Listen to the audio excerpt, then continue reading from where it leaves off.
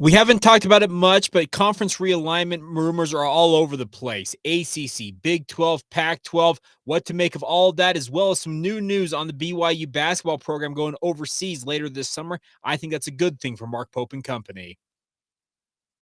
You are Locked On Cougars, your daily podcast on the BYU Cougars, part of the Locked On Podcast Network. Your team every day.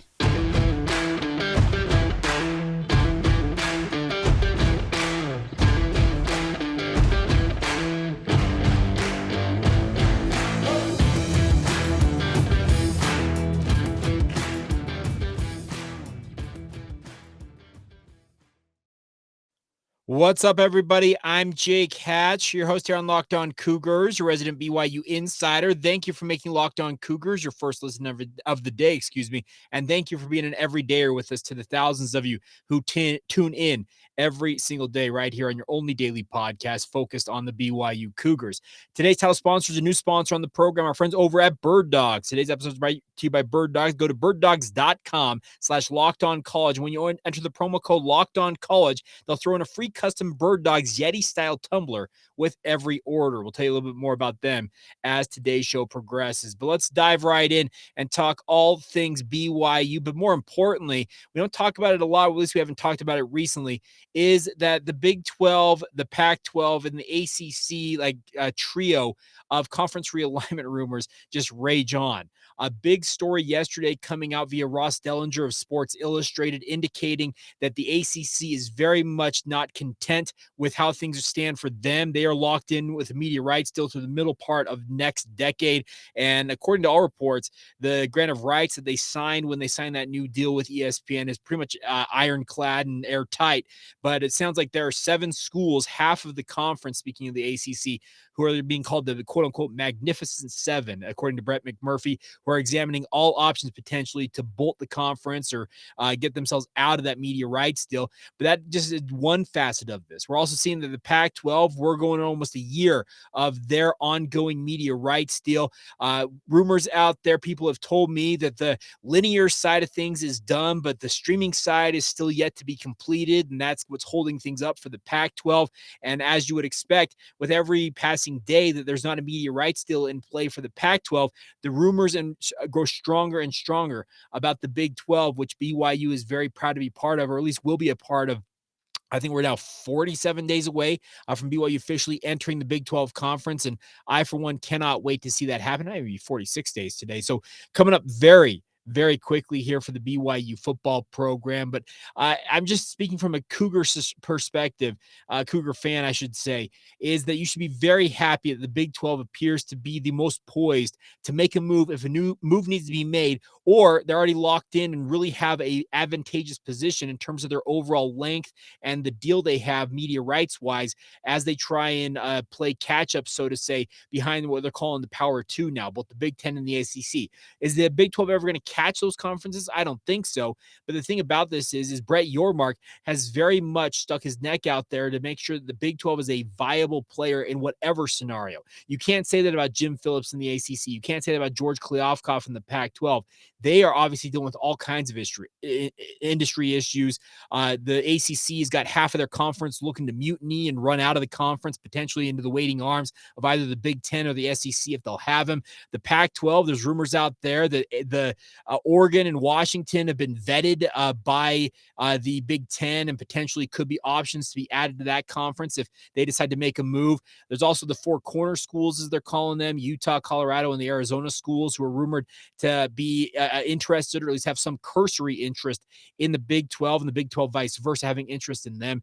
The ongoing situation with this, it screams to me, is that we're only in middle of May, folks. There could be a long ways to go with this, and this could be a really crazy summer of upheaval. It's been like 3 straight years of upheaval during the summer with regards to conference realignment, but based on how quickly things are going with all 3 of these conferences, speaking of the ACC, the Pac-12, and the Big 12, it feels like this summer might be the one that has like the most fireworks in a way, and that would be saying something. Honestly, it would be really saying something to see this summer surpass all of the other ones. But don't be surprised. Keep your eye on it. I'm not saying that anything's going to happen, but all of the I guess, elements you need to have a quote unquote firestorm or just an overall just crazy conference realignment summer.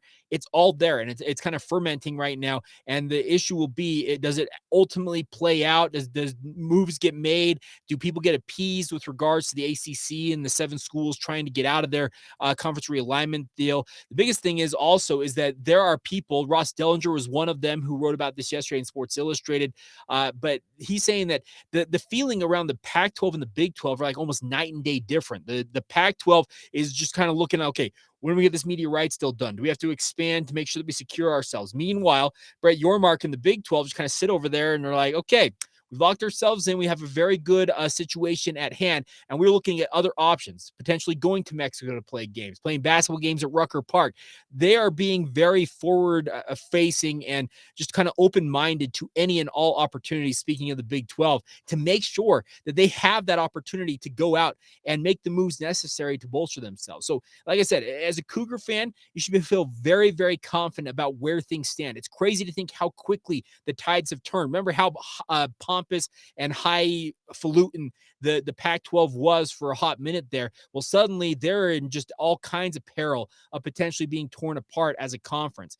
I'll be an advocate once again. I'll say that Brett Yormark, if you really want to kind of stick a stake in the Pac-12 and really show that you mean business, go and steal San Diego State out from under the nose of the Pac-12. That is the most natural addition for the Pac-12 to make in my mind. And Brett Yormark should just go out and strike fear in the hearts of everybody by stealing San Diego State. If you want to make a true coast-to-coast conference, grab San Diego State, make them your true Western Pacific time zone anchor, and then, as Ross Dellinger reported, maybe go and snipe a program like UConn. UConn is independent in football, but they are members of the Big East in basketball, and they are absolutely flying high right now in the basketball realm. Could they add to an already stellar basketball conference? Absolutely. San Diego State would do the same thing, and maybe go and grab Gonzaga in basketball and make yourself essentially all 4 corners of this great country of the United States of America. You will have a Big 12 presence in, truthfully. And that's the way I would go about things if I was Brett Yormark, but we'll find out how expansion-minded he truly is. But it feels like, in a way, Brett Yormark's kind of sitting back and trying to read the tea leaves. Is the ACC really going to dissolve? Are there going to be some of those quote-unquote free agents coming out of that conference that could bolster the Big 12? Maybe so, and maybe he's sitting back to wait and find out about that. Maybe he's waiting to see what the Pac-12 actually gets in terms of their media rights deal, and then tries to push it into overdrive in picking off 1 or 2 programs along the way there. Obviously, you'd have to do that very quickly, because essentially, if San Diego State's going to join the Pac-12, they have got to give the Mountain West Conference notice by June 30th and pay $17 million in an exit fee to get out of that conference. They, like I said, if they want to be in the conference in time for 2024, well, you got about a month and a half to get this done. So it really does feel like all of this is kind of coming to a head. But from the BYU perspective, just be happy where you stand, because you don't have a conference that's threatening to tear itself apart, speaking of the ACC, or another one that's being threatened every single day by outside forces all around it from other conferences. The Big 12 has established itself as a very stable league in the eye of all of this. Remember, it wasn't very long ago that the Big 12 was kind of threatened to be pulled apart, be picked apart, and who knows where some of these programs would end up in terms of a conference. And in just 4 or 5 years time, suddenly they are maybe the most stable outside of the Big 10 and the SEC. And that's truthfully saying something. So I'm really intrigued as to how things are going to go, but just kind of reading between the lines on all these stories coming out here, feels like this summer, folks, buckle up. It could get really crazy out there on the conference realignment front, if that's something that you really enjoy covering. I enjoy it, and I'll bring you bits and pieces here and there. I'm not going to necessarily take a ton of your time to talk about that, but like I said, it felt like there were too many storylines kind of percolating to the surface as I got ready for today's show not to discuss it. But once again, as a Cougar fan, be very, very happy that you're where you're at. It's crazy to think how quickly things have changed kind of in the college football and college sports landscape, and suddenly the Big 12, man, sure looks like life's pretty good as a Big 12 member, which BYU is soon to be. All right, coming up here in just a minute, BYU basketball. they're going to embark on a summer tour. They're going to head overseas. And this is actually, I think, a very advantageous thing for BYU, some of the new additions to this roster, as well as a young roster overall that is still trying to coalesce around each other and get ready for their debut in the Big 12 this season. We'll get to that in just a moment as we continue on right here on Locked On Cougars. Now, as I mentioned, we have a new sponsor here on the show, our friends over at Bird Dogs. They have been a fantastic new partner of ours. Folks, I just got some Bird Dogs. I got some 2 pairs of shorts from them. I tried them on. My wife was absolutely thrilled. She said they looked great. The best part about this is they fit incredibly well. I don't necessarily have the tree trunks of legs I would aspire to have as a guy, but the best part is Bird Dogs. They are fantastic fitting to my form. The best part is the fabric is absolutely incredible. It's breathable, but more importantly, it's stretching, allows you to kind of do everything you want to do. There's no longer those cotton shorts that kind of constrict you and stop you from moving.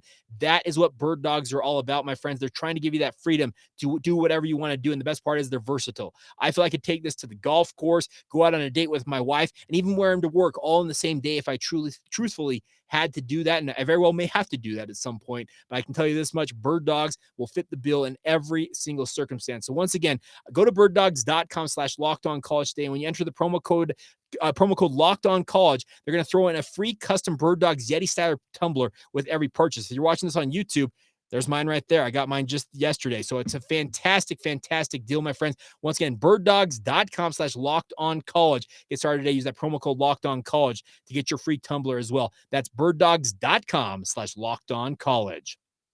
Thank you once again for making Locked On Cougars your first listen of the day. Thank you for being everydayers with us here on the podcast. Coming up on tomorrow's show, we're going to have a great chat. I'm looking forward to it. I had a great time recording this one with Locked On Horned Frogs host, Locked On TCU host, Steven Simcox, a good friend of mine, talking a lot about their run to the national title game a year ago. How do they go about doing that again this year potentially? And also, what do they expect as they face off against BYU down there in Fort Worth in BYU's inaugural season as a Big 12 member? Is the fire still there for TCU fans going back to the Mountain West and WAC days between the Cougars and the Horned Frogs? You'll hear that on tomorrow's podcast. All right, on other news, BYU basketball is going to head overseas. Jeff Goodman from, I think, like Field of 68 now, works at a lot of everything, Stadium Network, all kinds of stuff.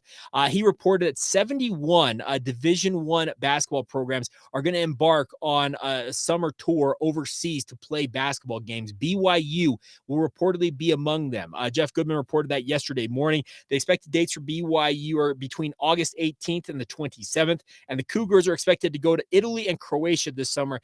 And according to what Robbie McCombs reported from the vanquishthefoe.com, he is saying between 3 and 4 games played against professional teams in those 2 areas, both Croatia and Italy.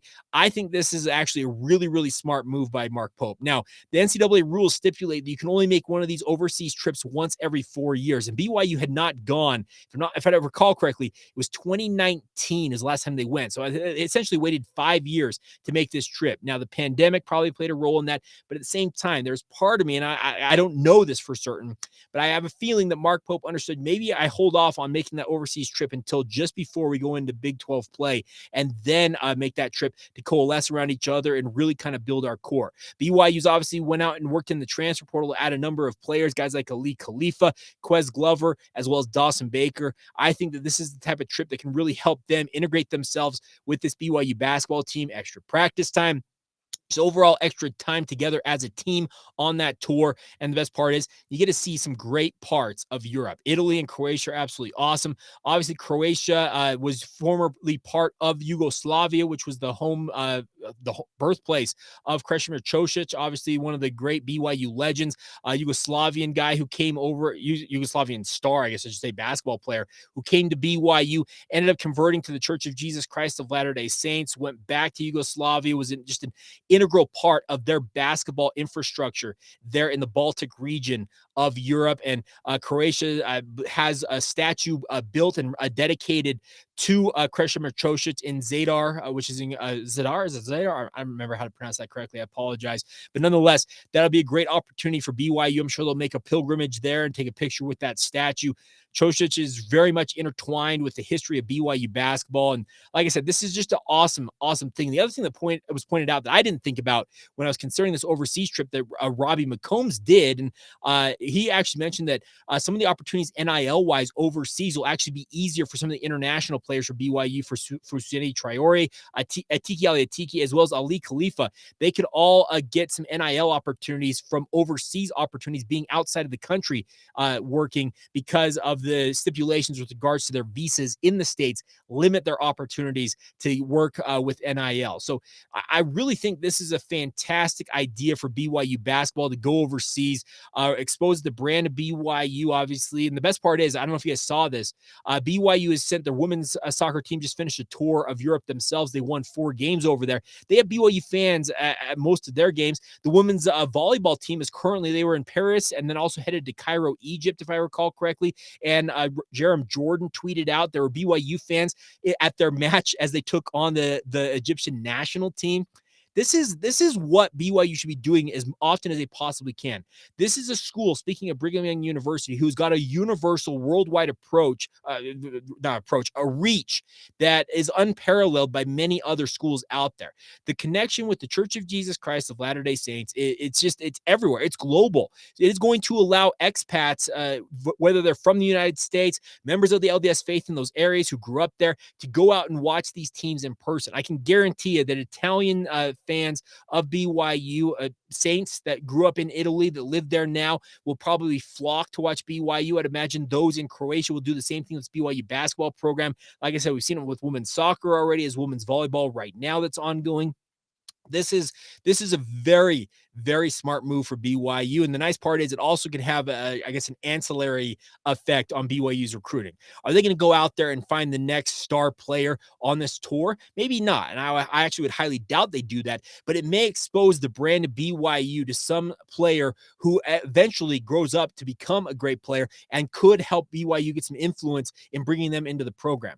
A number of you have expressed this to me in the past. I believe it's something that BYU basketball should be doing. They should be casting a net far further worldwide than they already are. Now, I have to say they have done a better job under Mark Pope than they did under previous regimes at BYU. Think about this. Ali Khalifa is from Egypt. Atiki Atiki is from Africa, as well as Fousseyni Traore. So they are casting that net wider and wider, but you can capture even more talent, it feels like, as you continue to have kind of a mindset of this is a worldwide game.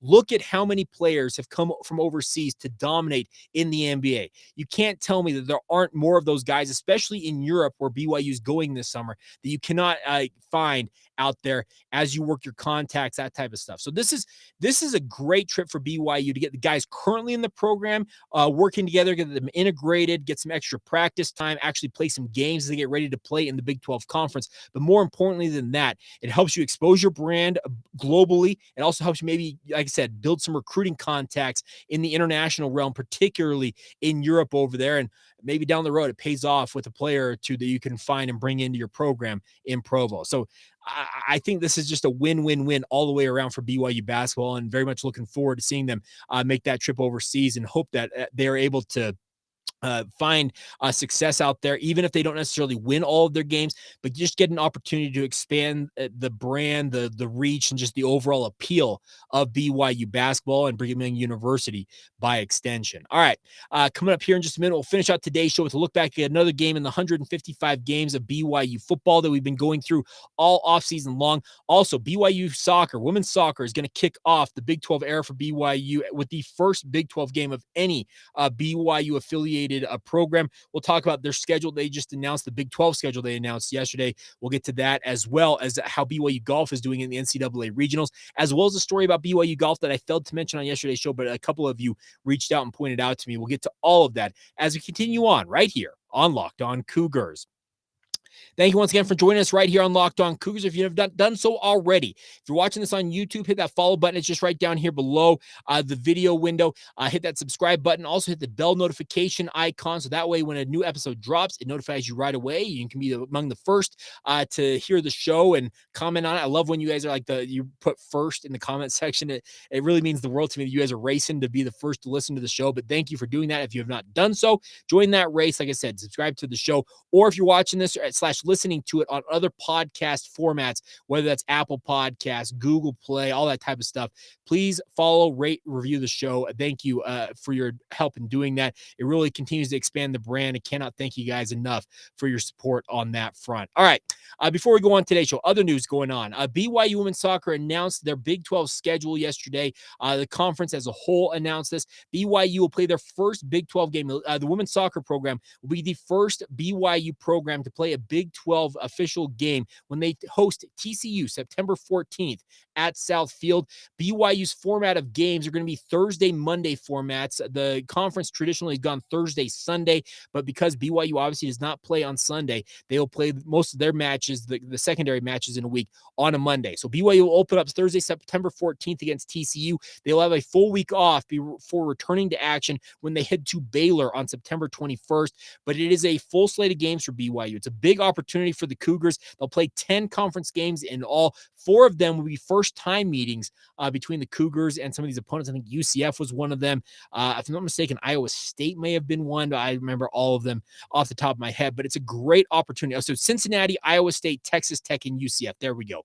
Those are the 4 that BYU has never faced in women's soccer action. But this is a huge opportunity for women's soccer. Like I said, they just had a great tour overseas, something like 13 days, 4 matches won against pro and semi-pro teams over there in Europe. So looking very much forward to BYU women's soccer kicking off the Big 12 era in earnest on September 14th. But the nice part is those Thursday, Monday formats should allow you as a Cougar fan to maybe support women's soccer a little more heavily than you had in the past. They played a lot of Saturday matches that kind of conflicted or coincided with BYU football games during the fall, but this should allow you maybe to get out to some more games down there at South Field and make it a true home field advantage for BYU. Now, other notes, BYU Men's Golf got off to a little bit of a slow start playing in the Morgan Hill Invitational.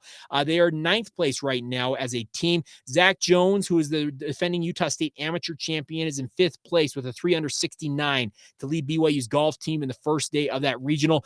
They are just 4 strokes out of a tie for 5th, which is the 5th place teams, top 5 teams, I should say, at the regionals will punch their ticket to the NCAA championships, which will be May 26th through the 31st at Greyhawk Golf Club in Scottsdale, Arizona. So BYU does have work to do if they want to make it to the NCAA championships, but Zach Jones doing his part. BYU got 72s from Carson Lundell and David Timmons in the first round, as well as a 75 from former Skyline High star Tyson Shelley. You need those guys to start to go a lot lower in this regional if BYU wants to make it. They've got 36 holes still to go in this. Is a 54-hole regional tournament with a chance to advance to the final. So best of luck to BYU Men's Golf as they try and make that run. It'll be interesting to see what happens as they try and do that, because they, like I said, they're going up against some very good teams. Pepperdine, one of their conference rivals from their era in the West Coast Conference, who BYU beat out for the West Coast Conference title.